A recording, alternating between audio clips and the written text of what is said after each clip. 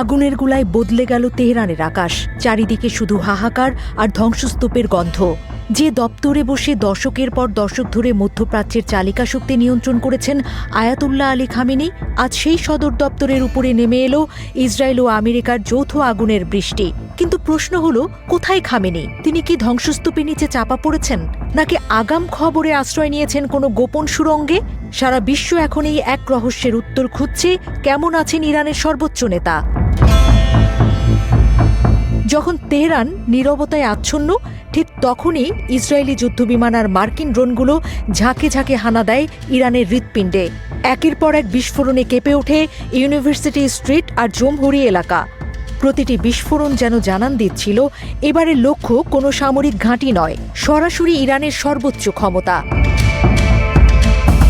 Al Jazeera ও farce news জানাচ্ছে, একের পর এক ক্ষেপণাস্ত্র যখন খামেনির দপ্তরের অতি কাছে আঘাত হানছিল, তখন পুরো তেহরানে আকাশ জুড়ে শুধুই ধোঁয়ার কুণ্ডলী।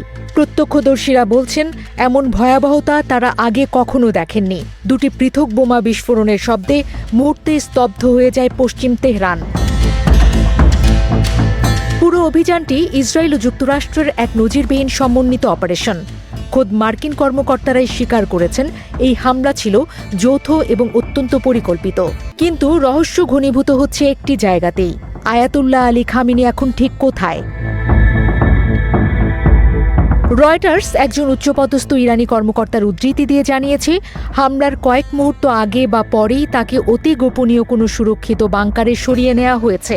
তবে তেহরান সরকারের পক্ষ থেকে এখনও কোনো ভিডিও বার্তা বা ছবি প্রকাশ করা হয়নি। এই নীরবতাই জন্ম দিচ্ছে হাজারো সংশয়ের। তিনি কি অক্ষত আছেন, নাকি ইতিহাসের সবচেয়ে বড় টার্গেটেড কিলিংয়ের শিকার হলেন খামেনি? এই হামলার পর মধ্যপ্রাচ্যের মানচিত্র বদলে যাওয়ার উপক্রম হয়েছে। শুধু ইরান নয়, যুদ্ধের আগুন ছড়িয়ে পড়তে পারে প্রতিবেশী দেশগুলোতেও। কাতারে অবস্থিত মার্কিন দূতাবাস তাদের সব কর্মীকে নিরাপদ আশ্রয়ে থাকার নির্দেশ দিয়েছে। সাধারণ মার্কিন নাগরিকদেরও বলা হয়েছে ঘর থেকে না বের হতে। অন্যদিকে ইসরায়েল জুড়ে জারি করা হয়েছে জরুরি অবস্থা। নেতানিয়াহু সরকার স্কুল কলেজ সব বন্ধ করে দিয়ে দেশের মানুষকে বাংকারের কাছে থাকার কড়া নির্দেশ পাঠিয়েছে। কারণ তারা জানে, এই অপমানের বদলা নিতে ইরান যদি পাল্টা ক্ষেপণাস্ত্র হামলা চালায়, তবে তা হবে প্রলয়ঙ্কারী। বিশেষজ্ঞরা বলছেন, এটি কেবল হামলা নয়, এটি ছিল একটি শাসন ব্যবস্থার পতনের সংকেত। তেহরানের আকাশে যে ধোঁয়া উঠছে, তা যেন ইরানের দীর্ঘদিনের দাপটের ম্লান হয়ে যাওয়ার ছবি। খামেনি যদি সত্যিই নিখোঁজ হয়ে থাকেন, তবে শিয়া প্রধান এই দেশটি এক ভয়াবহ নেতৃত্বের সংকটে পড়বে। একদিকে ইসরায়েলের আকাশপথে তাণ্ডব, অন্যদিকে আমেরিকার প্রযুক্তিগত শ্রেষ্ঠত্ব। দুই শক্তির সাঁড়াশি আক্রমণে কোণঠাসা ইরান এখন ঠিক কতটা ঘুরে দাঁড়াতে পারবে, তা সময়ই বলবে। এখনও ধোঁয়াশা কাটেনি। খামেনির কার্যালয়ের পাশেই যখন একের পর এক ক্ষেপণাস্ত্র আশ্রয় পড়ছিল, তখন সেই ভবনের ভেতরে ঠিক কী ঘটছিল তা জানতে মুখিয়ে রয়েছে সারা পৃথিবী।